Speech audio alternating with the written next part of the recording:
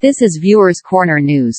Our news analysis today are on: grave digging and bricklaying jobs are easier than leading Nigeria. Nigerians should elect a physically and mentally stable and visionary leader as president in 2023.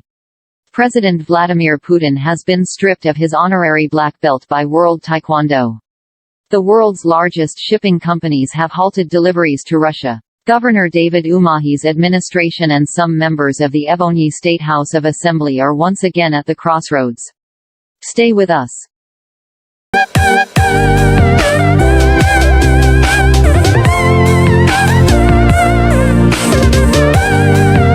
Grave digging and bricklaying jobs are easier than leading Nigeria. Nigerians should elect a physically and mentally stable and visionary leader as president in 2023. If you belong to the group that says that digging graves and bricklaying jobs are harder than presiding over the affairs of a whole country like Nigeria, then the Viewers Corner News team asks you to have a rethink. Most of these elderly politicians running around visiting traditional rulers across Nigeria to get endorsement for the 2023 presidential election do not have what it takes to lead Nigeria. This is the truth. Nigeria as a country needs a physically fit, mentally stable, and visionary leader to run the affairs of the country. Such individuals are in Nigeria, certainly not the likes of Mr. Bola Ahmed Tinubu and others. We are appealing to voters in Nigeria not to make the mistake of electing these elderly politicians because they have nothing to offer the people of the country.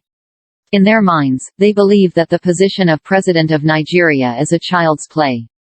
Such a position requires a physically fit, mentally stable, and very calculative person. One who can plan and communicate with the leaders of the world, working longer hours daily and many more. Though there is joy in doing so because you are rendering services to your nation, which is nice. Nigeria needs an individual with the capacity to carry out such assignments. This is who the people of Nigeria need to lead the country in 2023. President Vladimir Putin has been stripped of his honorary black belt by World Taekwondo. Following Russia's invasion of Ukraine, World Taekwondo stripped Russian President Vladimir Putin of his honorary black belt this week.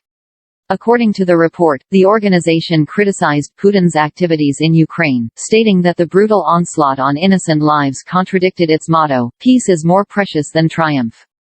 World Taekwondo stated that it has decided to revoke the honorary 9th Dan black belt granted to Mr. Vladimir Putin in November 2013. World Taekwondo also stated that the Russian flag and anthem will not be shown or performed during competitions.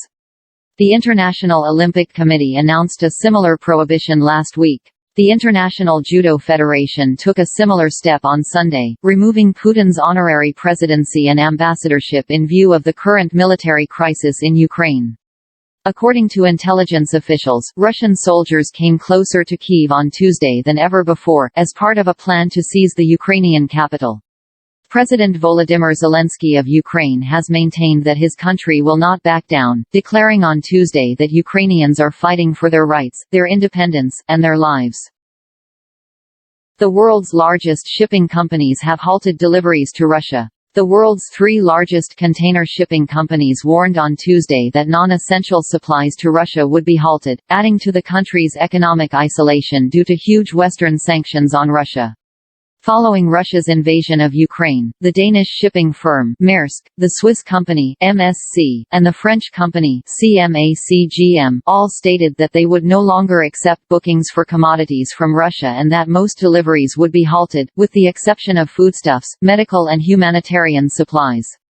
The Ocean Network Express, based in Singapore, and Hapag-Lloyd, based in Germany, have also declared the end of non-essential deliveries to Russia. The impact of repeated waves of sanctions issued by Western countries, led by the United States and the European Union, targeting Russia's banks, foreign reserves, and billionaires is wreaking havoc on Russia's economy. German Finance Minister Christian Lindner said that the sanctions are intended to isolate Russia politically, financially, and economically. Russian authorities have announced measures designed to stem the fall of the ruble and the broader financial markets, including banning money transfers abroad and closing the Moscow stock market.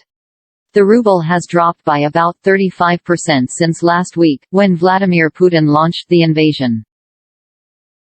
Governor David Umahi's administration and some members of the Ebonyi State House of Assembly are once again at the crossroads. Only the people outside Ebonyi State and a few Ebonians whom Governor David Umahi has been deceiving by telling them what they wanted to hear are the ones praising Governor Umahi.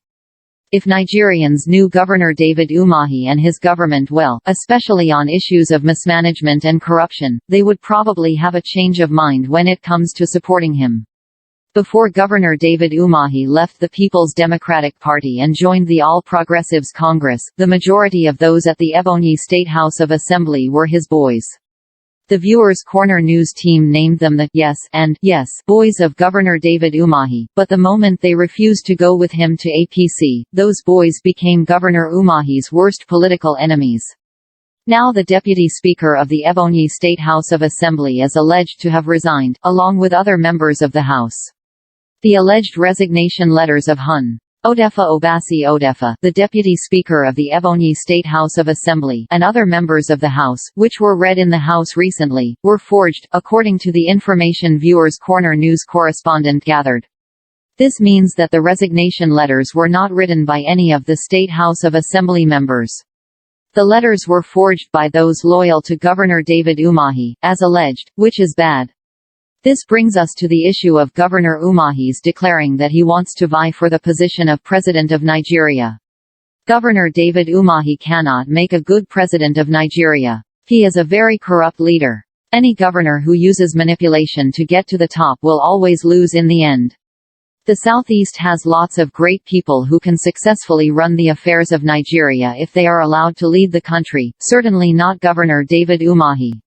Nigerians need leaders who can carry all the people of the country along with them for success to be achieved. The majority of those governors and ex-governors who have indicated interest in leading Nigeria are very corrupt and do not have the capability for such a job, which is the truth. Take it or leave it. These are governors who cannot manage their various states properly. So, how could Nigerians entrust the entire country to them? This is something Nigerians will have to think about before saying yes to any of these corrupt men, including Governor David Umahi, assuming their political parties present any of them as candidates for the 2023 presidential election. If you want to get more analysis on politics and good governance, health issues and others, subscribe to our channel and click on the notification bell. Thanks for watching. This is Viewers Corner News YouTube channel.